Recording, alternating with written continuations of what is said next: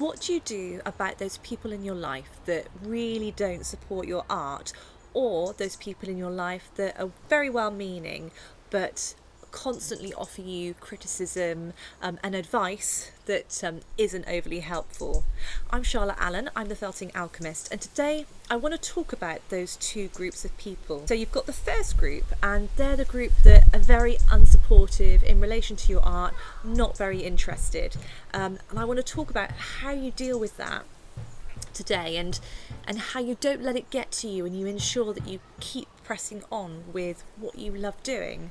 And I think we've all experienced at some point, I certainly have, family members that you've shown something to, you've made this piece of art that you're in love with, and you think, oh, this is amazing, and all my friends and family are going to be so impressed, people are going to be proud of me, and they're going to absolutely love it. And then you get to show them, and their reaction is either very meh, or kind of very, oh, that's nice, and not really giving you the enthusiasm that you were hoping for when you sort of before you showed it to them. So I think this is quite tricky because you have invested emotional ties with the person that you're showing this work to that isn't really very interested. And I think if you're showing it to a stranger, that's very different. You don't feel so disappointed because you just think, oh well, I have no emotional connection to this person, I don't really care if they don't like it, I know it's good. But when you have that connection with someone that you love and you respect, and they don't give you that feedback, it's a bit of a knife to the heart sometimes. You just think, oh, I thought they'd love this, I thought they'd support my idea for having a business, or they'd support me in doing this craft festival, and they really haven't. And I think it's at this point that we really need to just take ourselves back into ourselves, and without sounding too esoteric, and just own your own power.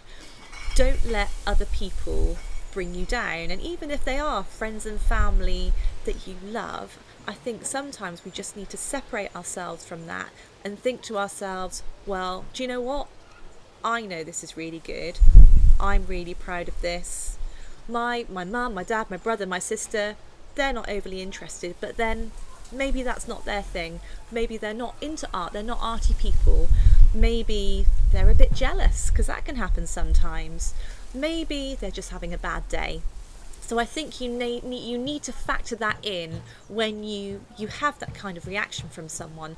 And really, please don't take it to heart, and don't think to yourself, oh, I've shown this item to this person, or I've told this person my idea for this business that I'd like to set up with my needle felting, or any sort of business really, and they haven't given me the response I was hoping for.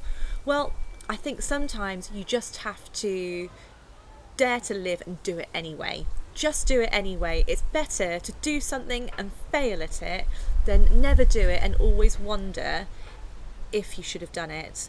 And likewise, don't feel that because you've had one kind of slightly negative response to a piece of art that you've made that you shouldn't sell it.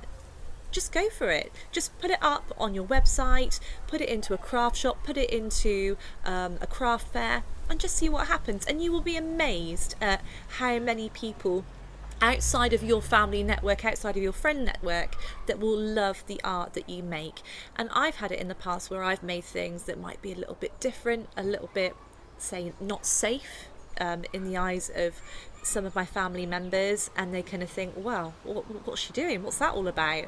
And I know now, I've got to the stage where I know that actually I'm going to see if this works. I'm going to try. It might not. I might crash on my ass and it might not work, but I'm going to see if it works, because a lot of the time it's the items that are a bit different that do make people go, oh, that's a very kind of out there, that sell better than your average kind of standard piece of artwork that everybody sees all the time, like your rabbits, your mice, all that kind of stuff. Sometimes it's really good to just jump outside of that box and just think of other really cool creative things, and don't worry what other people think, just do it for you. So the next group of people I want to talk about are the well-meaning critics that have absolutely no experience whatsoever in what you do. Now, these people are quite annoying, I'm not going to lie to you, And they are well-meaning, and I think sometimes you just have to take helpful advice like that with a pinch of salt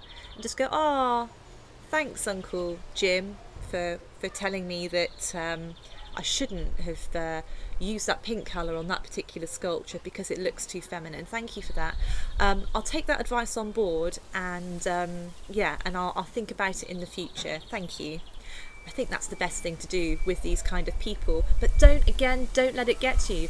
And if someone tells you that your item's crap, then, just take a step back. Now, I don't think we need to be looking for people that are just going to blow smoke up our asses. I'm always up for some helpful, structured criticism in relation to my art, and if someone can give me some really good advice about how I could do something differently, then that's great. But if they're just going to be, critical for the sake of being critical, maybe they're a bit jealous. Hi, Poppet. I've got a gap in my teeth. You've got a gap in your teeth? Yeah, because I'm a bit chipped in my... Okay, alright, I'll be in a second, sweetie, okay? And that's what parenting's about, guys. So, where was I?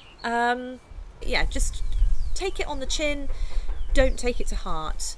And if someone does give you a piece of actually really helpful advice, then take it on board. Don't feel like you mustn't take any criticism on board. That's not what I'm saying. What I'm saying is the people that have no experience within what you do, and they are just being critical for the sake of being critical and maybe being a bit nasty, just ignore them, okay? Hi, Freya. All right, I will be in a second, sweetie. Okay, I will be in a moment. So guys, I've got to go. I've got to sort out a chip in a tooth, but take care, and I will see you next time. It's a gap. It's a gap in the tooth. See you next time.